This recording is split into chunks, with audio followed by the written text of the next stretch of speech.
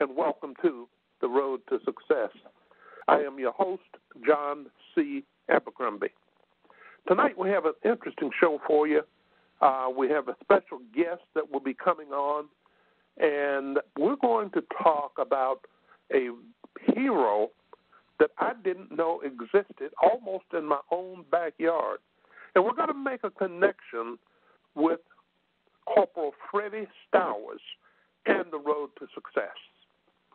The road to success is different for different people because we have different things that we are seeking. Okay. And I believe the guest is Dr. Sancho, Dr. Richard Sancho. Is that correct? That's correct. Good evening. How are you, Mr. Abercrombie? Great. We're going to talk about your great uncle, Freddie Stowers, and we're going to make a connection there. You've also done some very exciting work that I'm going to share. Now, I'll start with a moment of reflection for some of our younger listeners, particularly those who may be in school, whether it be elementary, middle school, high school, or even college. Because many times success, we don't think about it as something that we want to achieve until we get out of school.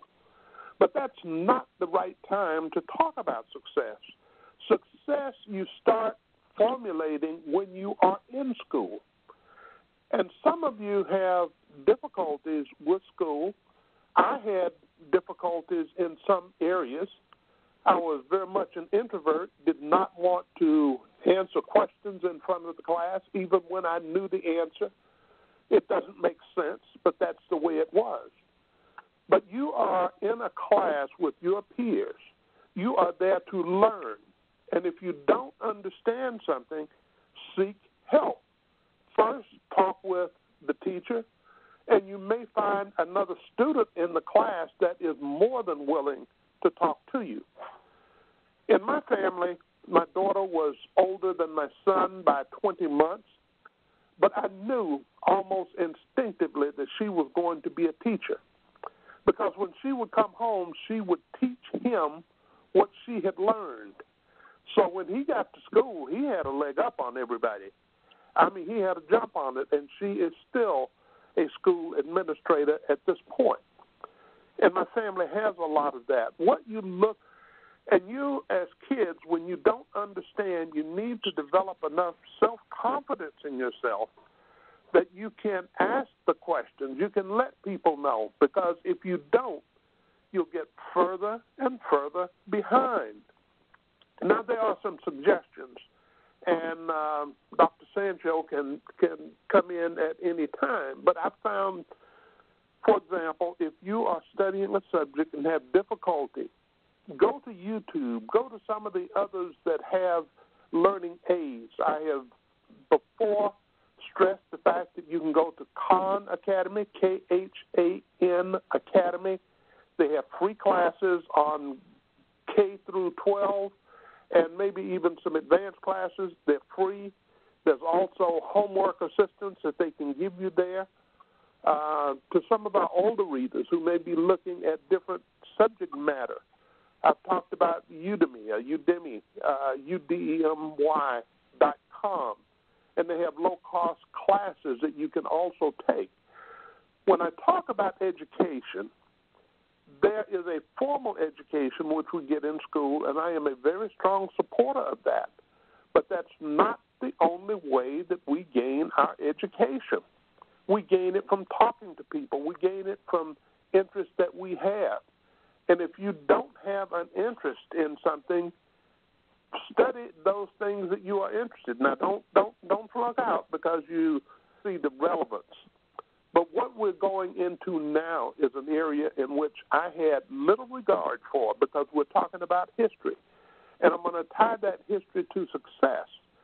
But in my early days, all I saw in history was dates, places that had nothing to do with me, weren't close to me. And then I find almost embarrassingly so that there are people right here and I am currently in Spartanburg, that there are people here, heroes of World War I, that were stationed at Spartanburg.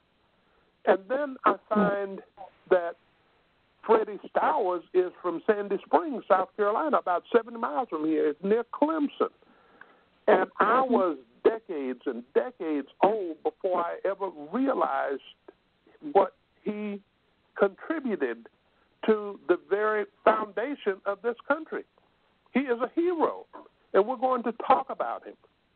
Now, some of the information that I have may be a little bit off because I haven't done as extensive research as Dr. Sancho, and I believe her mother has written a book on it, and I believe it's in pre-publication, if that's the correct term, and you'll find out about information there, how to get that book. I encourage you to do so, and there's also a foundation, and we'll tie all of that together. But let me give you a brief history of Freddie Stowers, S-T-O-W-E-R-S, and he was in the 371st, and the 371st, along with the 369th, and I believe the 370th, were actually black units that fought in World War I. Now, many people served in World War I. Many blacks served in World War I. And before I get too far down the line, the program that we're talking about is about success. Success has no color. It does not make a difference whether you are white, black, yellow, red, or anything else. It doesn't make any difference if you're tall, if you're short, if you're overweight, if you're underweight. It doesn't make any difference on your gender. And as I have indicated before, and this is absolutely no reflection on him, but the greatest factor in determining success is gut. It's grit. It's that tenacity to stick with it and do it. Do what you can at the time with what you've got. And I think as you hear the story about Corporal Stowers, you will see what we're talking about and how that relates to your life. And some people may listen to what we're saying and say, well, I'm not a soldier. No, but you are struggling in the game of life, and you will find many parallels here. When we come to Sunday, if we look at the teams that are going to play, we know who's going to win because this team has a better wide receiver or a better running back. But we play the game because even the underdog has that grit, has that determination, has that everything that's necessary to grind over the person that on paper looks like they're winning. Those students, and I've told this story before, Dick Gregory had a son, and he had a daughter. And the girls were known in school as being very smart. And his son had left something in school and went back. And he overheard some teachers saying, he's so dumb you wouldn't know he's a Gregory. And he went back and he talked to his father. And his father said, follow your sister. His sister had steady habits. She made a time for study. She did what he worked. And his son went from a D student to an A student. So I want you students to listen. It's not the fact that you can't. It's the fact that you don't. And many times it's because you don't have habits that set aside time not to listen and shuck and jive and do all sorts of things, but you need to devote a small amount of time each day to your classes. And be specific, and don't wait until the last minute. Now, let me give you a little information on Corporal Stowers. He was wounded in battle. Now, and when enemy fire is coming at you, this is no time to be playing games, to be evaluating skills or anything else. But the leadership went down, and he had to step up, and he stepped up. And that's what happens when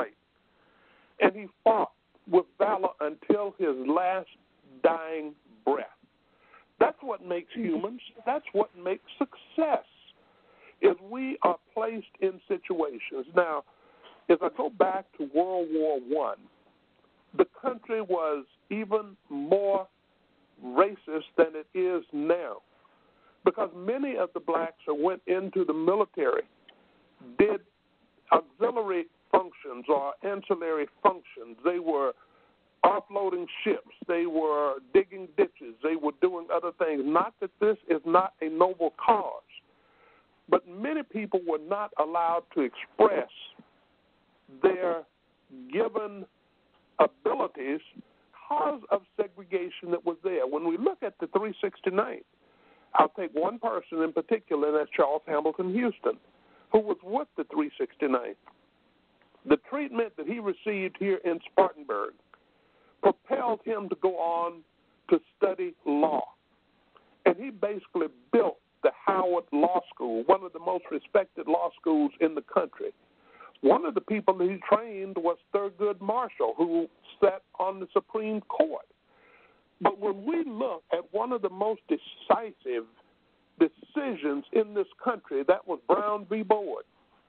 What most people are not aware of is that Brown v. Board consisted of 5 cases, one of which came from South Carolina, and it was Briggs v. Elliott.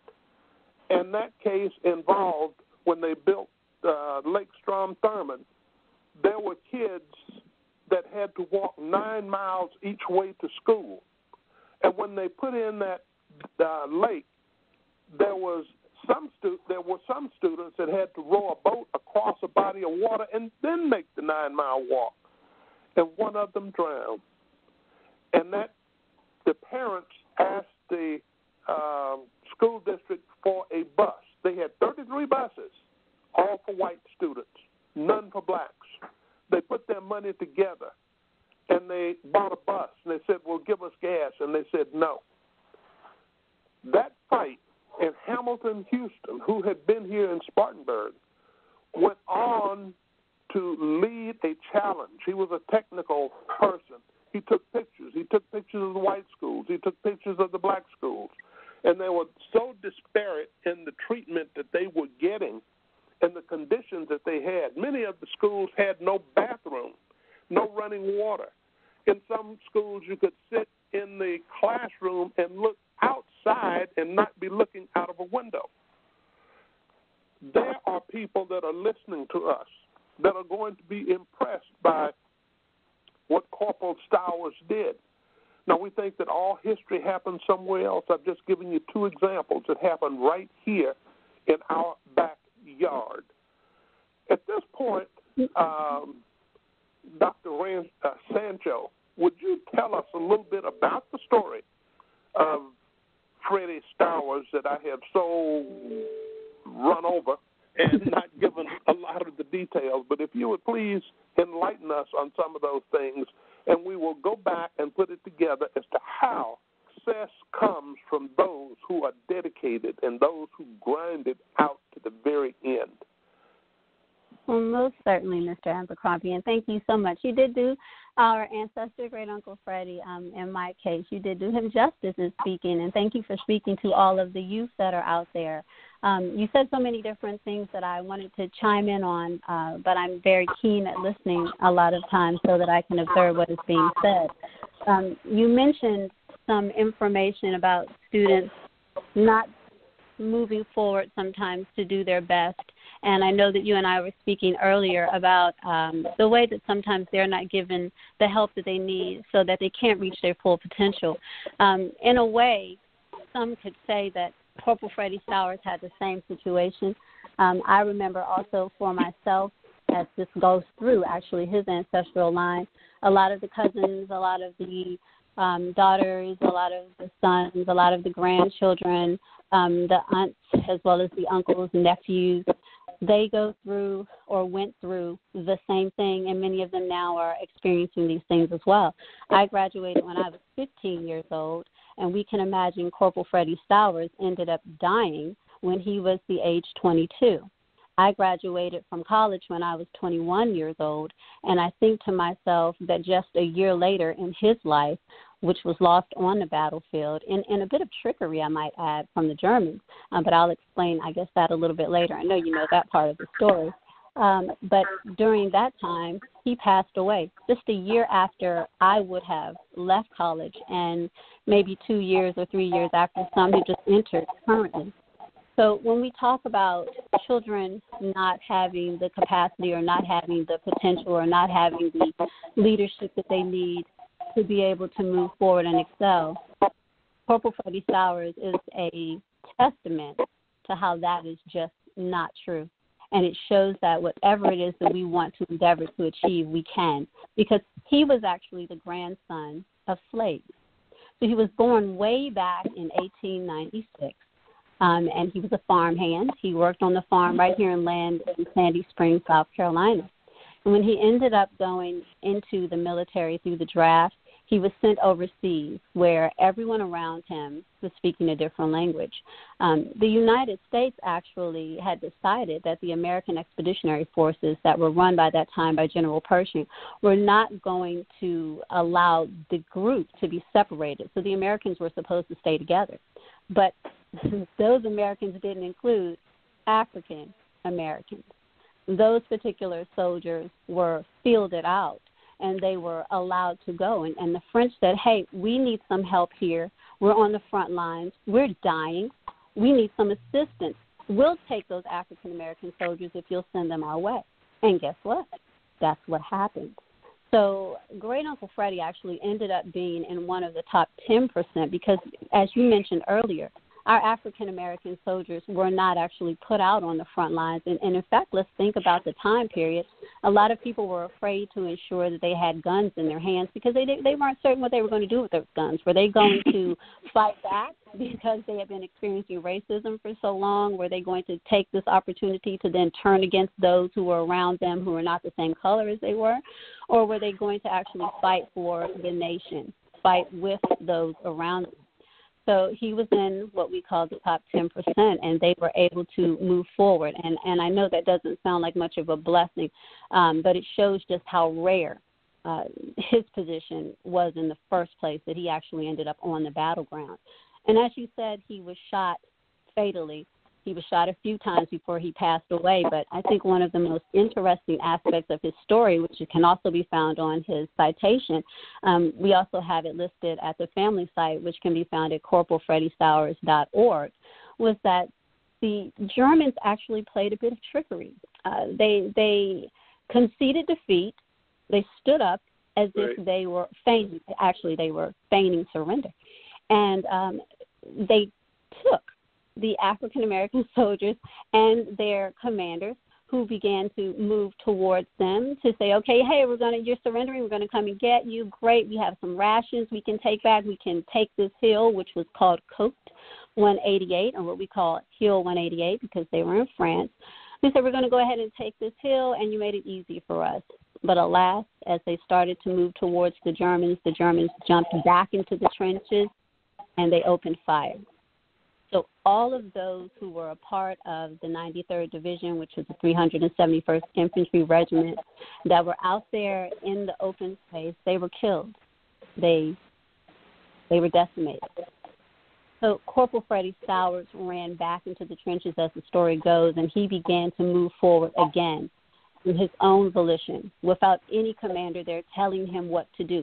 So this is that moment when we talk about our students being able to move forward without having the backing necessary. All Corporal Freddie Stowers had was his internal belief that he needed to do something, his determination and his dedication to the fact that he wanted to get back home.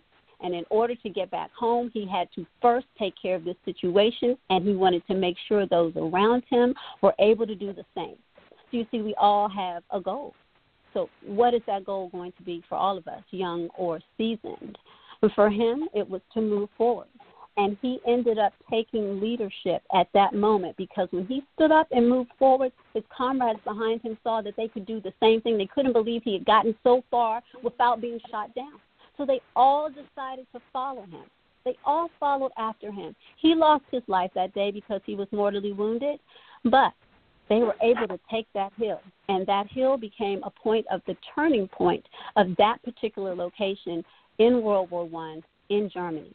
And imagine, he couldn't understand the people around him. There were interpreters that were relaying what the French soldiers were then saying to the African-American soldiers, because they became an official part of what was called the 157. So that was the Red Hand Division in France. They had to change their clothing. They were only left with their khakis, with their khaki top and bottom from the United States, but they could no longer wear the insignia of the United States. So it's as if they didn't have a home. You know, they have to be replaced with French gear, but at least they were given something. And some say that it was better than what they had from the American gear. So they really did show bravery, not just Corporal Freddie Stowers, but that entire infantry showed such strength, and they were awarded highly by the French. Our ancestor, I was going to say our or my great-uncle Freddie, but it's for all of us, all of the ancestors of Corporal Freddie Stowers together. We know that he was buried in a place called Meuse, Argonne, and that for people who want to look that up, it's MEUSC ARGONNE. It's an American cemetery on French soil, and it is in France. That's where he lays to rest right now. So I thank you for allowing me to tell that part of his story, because I think it's important to know that you don't have to be a leader. You don't have to be the person that's in charge to be able to do what's right, to follow, to learn, to understand, but then be ready to step up and express what you have learned so that you might help those who are coming behind you or even beside you. That's how we were taught. Yeah, that's some very good information, and I hope that the students in there can see that success is often, and the adults as well, the older audience, some of even maybe as old as I am, can see the fact that many times success is being prepared for the moment that you entered. Now, when we see the French, one of the reasons that the French were so accepting of the black soldiers is they had fought with the Singhalese, which are African troops, and they had seen the courage. Now, when we listen and when we look at history itself, we're always shown in some form of buffoonery. Now, while we are talking about blacks, it is that internal courage that we're talking about that moves people towards success. That's why courage has no color.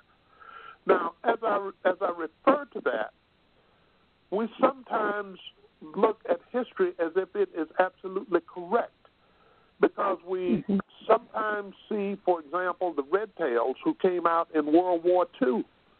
And most people are not aware that there was a black fighter pilot in World War I, Eugene Bullard. He was from Georgia. And when the Ku Klux tried to hang his dad, he escaped to Norfolk, got a ship from Norfolk that was manned by Germans, learned German, made his way to France because he had heard about them, and became a pilot after he had been wounded so badly that he could not go back into the infantry. Now, people like this, I think Freddie Stowers, it was 75 years before he was honored for the Medal of Honor. Yes, 73. Is that correct? 73 now, years. I just did a post on Walter Morris. Walter Morris got the Medal of Honor for being in the Vietnam War. And I'm going to tell you why this is so important. It was 44 years later before he received the Medal of Honor. And when they went back looking at the actions of people, he was wounded 3 times. Once his fingers were almost shot off on his right hand. He couldn't use his rifle with that. But he had gone back. And the fact that he did not get that Medal of Honor, he had 2 sons that went into the military. If they had joined the military as the son of a Medal of Honor winner, they would have been allowed to go to a service academy. They would have been put on a fast track for advancement, and that would have made changes for generations. And I'm sure that in some cases this probably affected and still affects the family of Corporal Stowers, because he should have been recognized. He should have been able to pass benefits down to his children or exactly. in the family. And so, you know, we see that. So do you want to mention anything about the award that he received and when? I believe it was George H.W. that gave him the award. Yes, it was H.W. Bush, George H.W. Bush, and it was in April of 1991. It was actually on the 24th. We had a number of family members to go. In fact, it started with my grandmother, who was Josephine Stowers. She was the first person that they came to looking for the sisters of Corporal Freddie Stowers. And at that time, I always say cousin, but I need to say, for the purpose of this, Georgiana Palmer and Mary Bowen. They were the two that were alive at that time. Those were his sisters. My mother's father was passed away. He was also a brother, as well as some of the other cousins in the area. And my grandmother said, well, you know, I am almost 90 years old, and I need to try to give this to someone else because I can't travel that far. So she took another cousin in this particular area in Pendleton, South Carolina, and that's how all of the movement began once Dr. Leroy Ramsey first started this. So he was the first person actually to look at it, and he was the person who was a historian. He was African-American. You don't ever hear very much about him, but he was the first person who started looking into the reason why African-American soldiers were not being, or I'll say it very bluntly, let me put it this way, they were passed over for some reason for the awards in World War I. And he wanted to know why. He knew that other people were getting awards, but he couldn't understand what was happening with World War I. So he began to look into this, and from there it became a bigger movement. We have letters back and forth from some of our family in Washington, D.C., who were corresponding with the congressman to try and make this happen. And then eventually it did happen. So it happened on that day. Some of the family members from here in South Carolina, they had an all-expense-paid trip to go to the White House. They met with some family members who were already there in D.C., some of which are also providing pictures, or they've already provided the pictures for the book that my mother has written about Corporal Freddie Stowers, which is a memoir, Familial Past and Present. And it shows people some pictures that have never been seen before from the family and through this Medal of Honor. Now, a lot of people are still now saying, hey, we didn't hear about him, we didn't know about him, we want to commemorate him.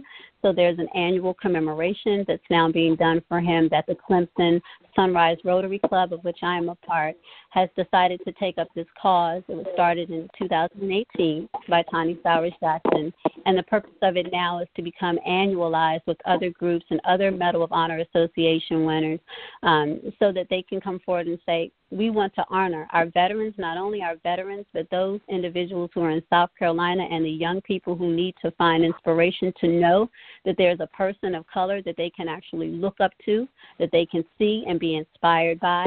He got the Medal of Honor 73 years late. However, he was awarded this Medal of Honor, and right after him, Barack Obama, our last president, of course you know, he was able to give the same distinction to Henry Johnson, who became the second African-American to win the Medal of Honor for World War I. So it just continues. When we open one door for one person, we're not just opening it for that one. We often think this, but we're opening the door for many other people, and not all of one color either. It's a change of mindset. Okay, and I will mention that it was a great honor for me. I got an invitation from Dr. Sancho to attend a Zoom meeting on the 28th, which I believe was 102 years after Corporal Stowers lost his life, with a beautiful memorial service. I don't know whether it was a memorial service, but it was a great honor to see that. You want to tell us a little bit about that? Yes, it is actually called a commemoration, so we try to call it a commemoration. What happened in Sandy Springs was that back in 2004, there was a marker placed in the ground. There was a Pendletonian by the name of Jimmy Smith, we call him Mr. Jimmy Smith, who found out some information about Corporal Freddie Stowers, and much like yourself, he wanted to share it with the other people around him. He's just a person who really loves history. He has people in his family who've been in the military at West Point for some years. He just has a very strong background with the military, and he's a wonderful person. So when he found out about Corporal Freddie Stowers and realized that he lived right here in this area and people didn't know who he was, he said, I need to tell some people about this, and I want to talk about it, and that's what he did. So that one marker back in 2004 was put up by the Anderson County Council that was here. There was a man at the time, I believe his name was Mr. Joey Preston, and he helped to spearhead that. He was an administrator in Anderson County. So that first marker in Sandy Springs became the only bit of evidence that we had a Medal of Honor winner who was the first in the nation's history that was African American to be awarded this distinction, and he came from Sandy Springs. So they put the marker in Sandy Springs Park. I just happened to be there in 2004 as well. But in 2018, something happened. We frequently will go to the park just to make sure that the marker is still standing, that it's okay to take a look at it, to put flowers there during Veterans Memorial Month. Veterans Day, and then Memorial Day as well. My mom has a very strong draw to it, and so do many of our family members, especially Frances Esau, who passed away a few years ago. She was carrying the torch, Cousin Frances. She was his niece. At any rate, the marker was out of the ground, Mr. Abercrombie. It was lying against a tree, and it's tall, and it was just pulled out of the ground, leaned up against a tree inside the park. So this was going on during the time that there were a lot of protests, and students were talking about racial injustices across the United States as well as overseas, especially in South Africa. So the fact that this marker was out of the ground, it caused some alarm. After going through a few months of talks with Anderson County, it came to be that they decided, we need to put this back in the ground, and we're going to not only put it back in the ground, but we're going to help beautify the park, since you've mentioned that these other things are out of place.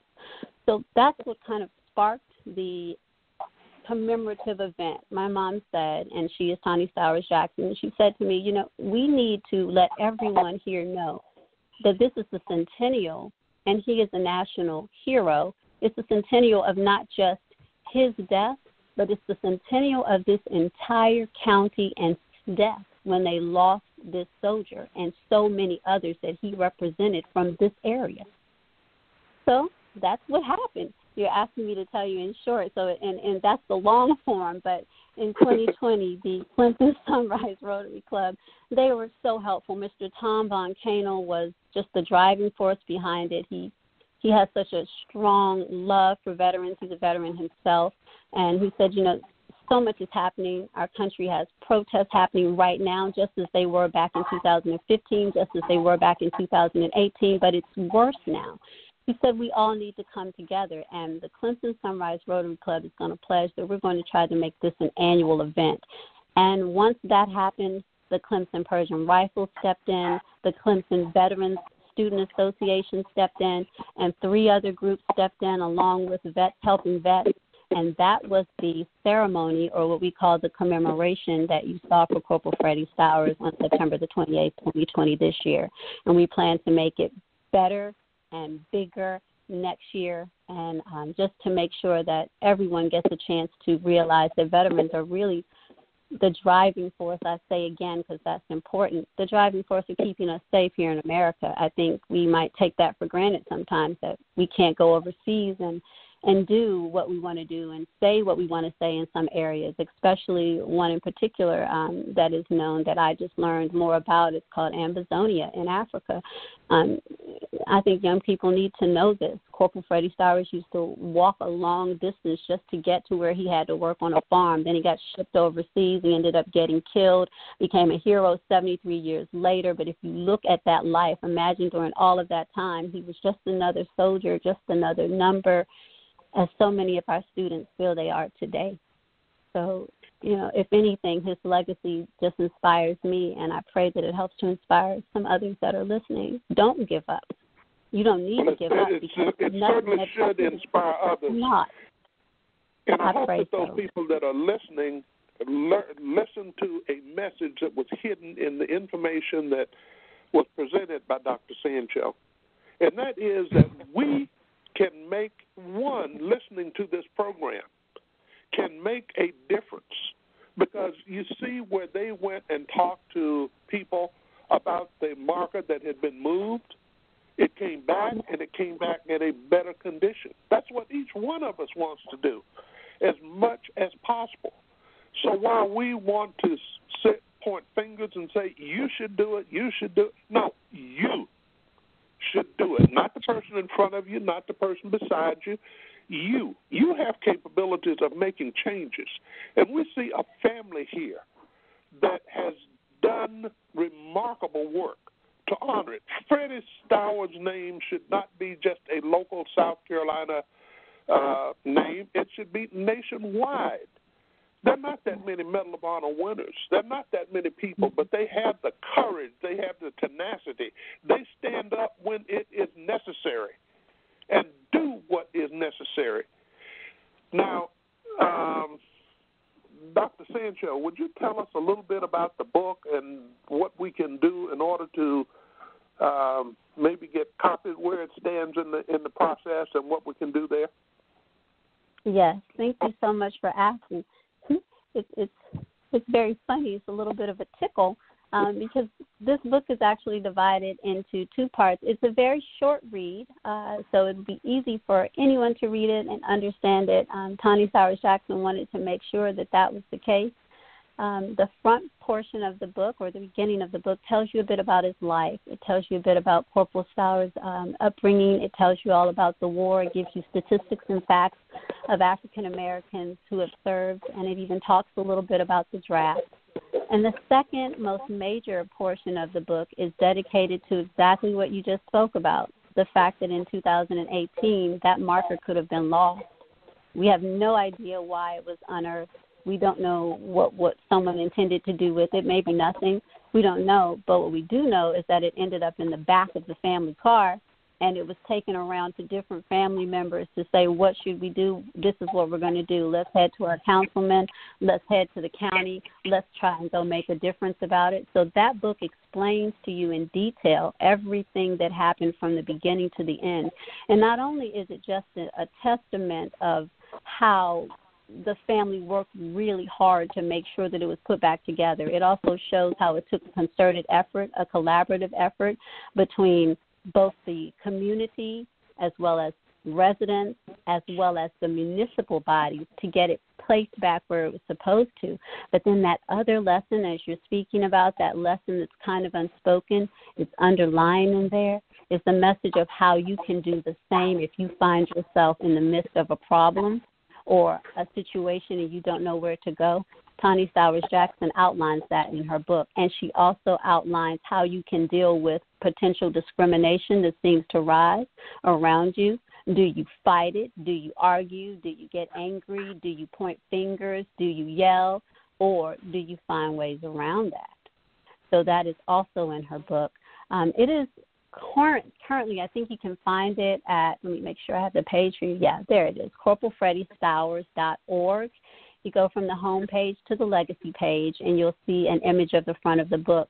It is in pre-sales right now, and if you'd like to have more information about how to pre-order your book, you can simply go to the corporalfreddiestowers.org home, and you can send a message to us through the contact email area, and we'll give you more information. Or you can actually just click on the book itself, and it will take you out to the Google Books page so you can get more information from there.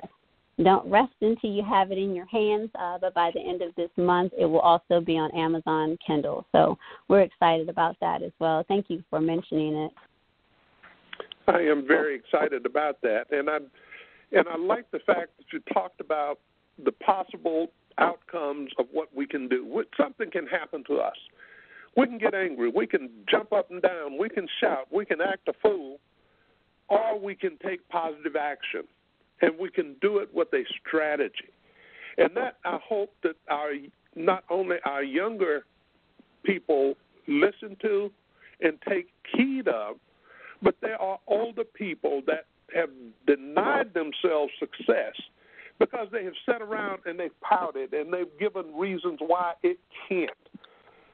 And when I talk about Wendell Scott, and Wendell Scott was the first, as far as I know, the only black driver in the NASCAR Hall of Fame, he took can't out of his vocabulary. You didn't go in his garage and say, we can't, or it won't work, throw you out. Now, what's interesting there is Wendell Scott had his first race in Spartanburg, South Carolina, at the county fairgrounds. Now, another challenge that I will put out to you. She mentioned Henry Johnson. Henry Johnson was a Medal of Honor winner, and it was almost 100 years when he received his. Now, there is a plaque here located in Spartanburg to the 369th, the Harlem Hellfighters. Now, they got the name Harlem Hellfighters. They didn't give it to themselves. They wanted to be known as the Rattlers, like the rattlesnakes.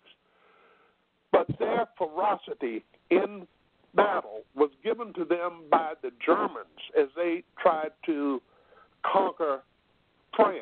And at one time, the only thing keeping them out of France was the 369th and the 371st. Freddie Stowers and people with the courage that he has, people that have given blood that runs through our veins. We can't say that we can't be successful when we see all examples. But what I want to say about that marker to the Harlem Hellfighters, if you look it up, you will see where it is. But I dare you to go look and see if you see it there, because it is hidden in plain sight. It is there. But if you don't know the secret to getting to it, you won't see it. You'll drive by 10 times and won't see it. And I know because I took a picture there. And it took me some work to get there. But just because we don't see it does not mean that it does not happen. So you've got information about the book. Now, I believe there is also a foundation. And would you give us a little bit more information about the foundation? Sure. Thank you for asking about that. I almost forgot. Our family is developing a foundation currently for Corporal Freddie Stowers. In the midst of the time, or I know that let me put it this way, the goal is to be able to give back to veterans, is also to be able to give back to some of these organizations and museums that are currently trying to create larger spaces for their World War I exhibits, to be able to say, we can contribute as well. You are honoring our ancestor, and we want to be able to assist. And it's also specifically to be able to give back to the youth. We have been traveling around with a 501c3 that I founded back in 2007, and it is one that allows youth to understand cultural competence and what we call cultural intelligence, or what's written as capital C, capital Q sometimes. And what we've been doing is telling the story of Corporal Freddie Stowers when I'm invited to speak, or when any of our family members are invited to speak. And lately, schools have been asking to have this type of demonstration. And we say, we want to give back also. We want to see the youth be able to prosper, also learning information about a person who died many, many, many years before they were even born. And so now that's what the Corporal Freddie Stowers Family Legacy Group is doing. We are working to build our foundation to give back to the areas on a national level, and we are currently making sure that we stay in talks with, it's called Ellison Kids, that's the name of the 501c3, and we're making sure that we stay in talks with them to talk about the Distinction in Diversity Scholarship, which middle school and as well as high school students will be able to. So a portion of the proceeds of the book, Corporal Freddie Stowers, A Memoir, Familial Past and Present by Tony Stowers Jackson, is going to be given to that Distinction in Diversity Scholarship at the 501c3's website. So she'll make sure she's giving a donation, and we're making sure to give back to middle school students as well as high school students. And that's because sometimes when you get to high school, people say, well, you need that money to go to college. But I think a lot of us forget that when you're getting up to that 11th grade year, or maybe when you're even a middle school student, your parents might put you in some type of extended program. You might go to Duke Tip, maybe the university program there. You might have summer programs you want to go to, the governor's school. You have expenses for those things. They don't start when you get in high school. They start when you're in middle school. And if you can't pay to take the SAT or the ACT and your parents make too much money so the fee can't be waived, but you have 4 brothers and sisters at home, or 3 brothers and sisters or whatever, and you don't qualify, you still have to have the money to pay for those tests. You still have to have the money to pay for each one of the college applications you put forth. that doesn't happen, with nothing. It's not free. So that's why we decided, or the committee decided actually, to make sure that middle school students as well as high school students will be able to qualify for the scholarships. And all criteria will be listed on corporalfreddiestowers.org as well as the LSN site, lsn.org, in the month of December. You can find it now, but I would suggest you continue to check back. And if you want more information and you just want to email us so that we make sure we send it directly to you, you can do so at lsnkids, KIDS 501 @gmail.com. Thank you. Okay. Some of that information we will make available somehow on the website AmazingBlackHistory.com. But I want to also go back and mention, because I've said a couple of times that courage has no color. And an example of that is there is a book by the name of Courage Has No Color. And what it refers to is the 555th, the Triple Nickels. A lot of people don't know about them, but they were at Fort Benning, and Fort Benning is one of the 10 Army bases named after a Confederate general. Many people say it's the war between the states, but it was not the war between the states. It was a war between two countries, the United States of America and the Confederated States of America. And this country took up the fight because they were getting free labor. I don't care what they say, that is the ultimate cost of it. But what happened at Fort Benning, these black soldiers were given the job of making sure nothing happened to the obstacle course that the paratroopers were going through. And they were there from 4 in the afternoon till 8 in the morning. And at that time, the troops were very, very, very segregated. In fact, these troops could go by and see prisoners of war from Germany and Italy enjoying benefits in the post-exchange that they did not even have, and they're wearing the uniform of this country. And that shows you how dedicated these people have to be. Anyway, they were doing the same thing to build morale that the white soldiers were doing during the day. And the commander of those units passed by and saw what they were doing. And as a result, they formed a black paratroop unit, the first ever. Now, the military was segregated, and this is in World War II. And this black unit was formed and known as the Triple. Interesting thing that happened, another South Carolina connection, is the fact that Harry Truman integrated the military. Harry Truman came from a slave-owning family on both sides, and he is one that has used the N-word many times. But one of the things that so affected him was that of Isaac Woodard. Isaac Woodard was a sergeant in the United States Army, discharged from Fort Gordon and on his way home. And the driver of the Greyhound bus challenged him because he wanted to get off at a stop and use the restroom. And the Sheriff Scholl, came onto the bus and gouged both of his eyes out. And that so influenced Truman and so inflamed him that we got segregated units. Did away with segregation after that.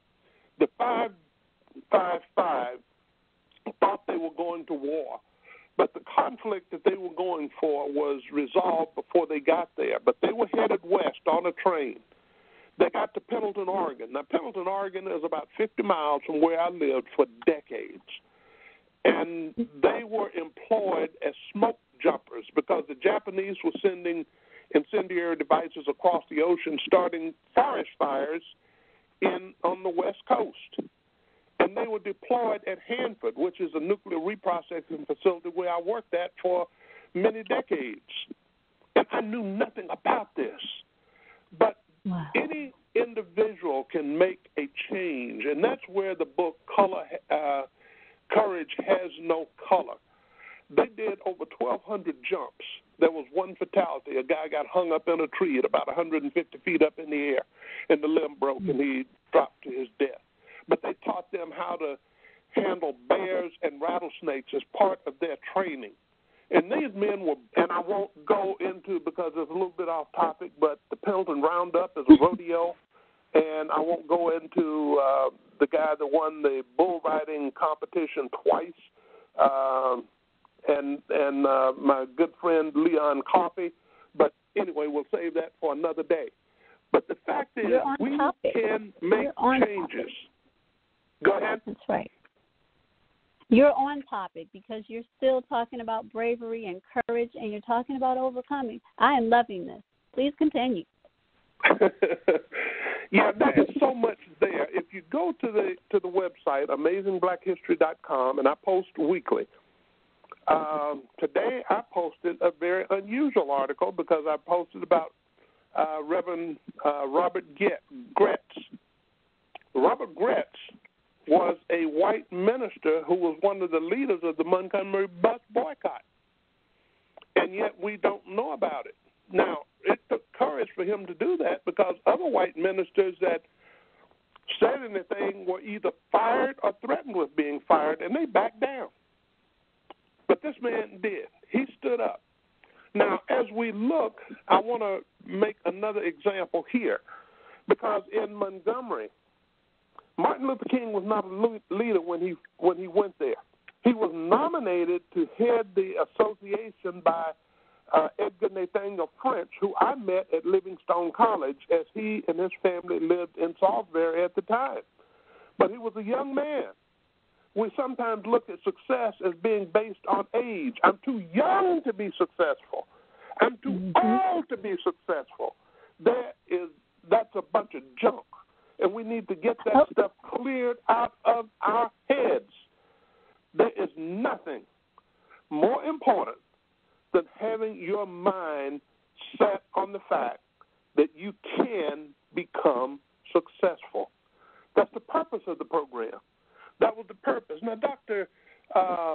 Sancho, before we go, and I hope that I can get you back on again, you were telling me about some students in Columbia, South Carolina, and it was a very inspirational program. We've got about 5 minutes. If you could tell us a little bit about that, I would appreciate it.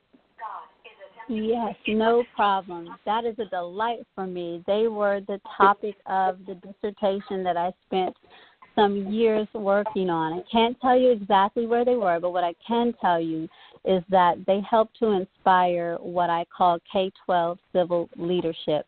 There were, let's say, about 40 young African-American students in the 4th and the 5th grade in this particular school district that is well-known, very large, has many, many students.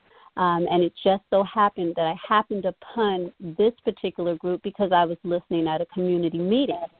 And I asked about going in and checking to see what was happening. And it turns out, Mr. Abercrombie, there was an entire exploratory program that I knew nothing about, had no idea it was running. Very few people that I knew of way over here in the county that I'm in knew anything about it. But this particular program was being offered by a community group that was trusted by the school district that infused culturally relevant pedagogy into the daily transition that these young men had. They did one class a week, and people would come in from the particular organization during the week, connect with the teachers, talk to the parents, and they would bring other speakers in from outside of the school system into the school building to work with these young men. And what they were learning was how to interact with those who were dissimilar from themselves, which is one aspect of culturally relevant pedagogy. They were learning about the importance of their academics. They were learning about who they were culturally and why they needed to be proud to be who they were, and they are still learning that. They had been learning it for 3 years before I got there, and it's a way for me to say hats off to this really large school district that was talking about embracing diversity and cultural inclusion before diversity and inclusion became a coined term that you see everywhere now because of funding being pushed behind it. They were doing this right here in South Carolina, one of the most, I'll say nicely, one of the most racist locations traditionally in the history of the United States. We can say that there are others as well, but they're doing that now. and they were doing this and no one knew about it. It was so quiet. They didn't have pre- and post-tests and assessments and these things that would cause the scholarly realm to pay attention to the project. But fortunately for me and for the committee that I served with, one of which was actually an attendee of Harvard, the other who's traveled the world many times over, they helped me because I was ignorant of the fact of what needed to be done, as most doctoral students are when you first jump in with both of your feet and your neck. But they assisted me to find out how we could put together a program to allow myself to get this proposal accepted and to be able to go into the school. And so I focused on the leaders. But what I'd like to say to you is thank you for saying something about it, because I think that our leaders in the state of South Carolina that are in our school systems often get a very bad rap, and sometimes the district leaders do as well. I know I've had my run-in with discrimination in the district that I worked in, but I will not say that they don't try their best, that many of them don't try their best, and that they have a lot stacked against them, especially now with COVID-19. But these young African-American students in the 4th and the 5th grade, not only did their grades start to improve, and we can't say it was specific to that program, but a lot of their parents said that they believed that it was. So I'm just letting you know it's out there. If we go look for these places, they do exist. These programs are in some of the schools, and if you can't find one in your school, find out where there is one and then go to your school board, start talking to people in your community, pull in these partnerships and help, because what I found from the results of the study was that it took everyone to have trust with each other to be able to pull off this type of achievement in these young men. And we need it for our young men. All young men, yes, but specifically right now in America for African-American young men. I appreciate that. And I'm going to make a request of you, if I may be so bold. If I would like to, again, have you on, and I would like to probably dedicate this towards our learning, towards the youth, not necessarily all youth, but the principles that we use in teaching our youth are the ones that also work on our adults as well. And I'd like to spend some time focused on the school, because that is important. That takes you through the rest of your life. It builds a great foundation. And if you would be willing to do so, I would appreciate it, and we'll make sure that if you do, I'm trying to make it as hard for you to say no as possible. We'll do that. Say no to you, Mr. Abercrombie.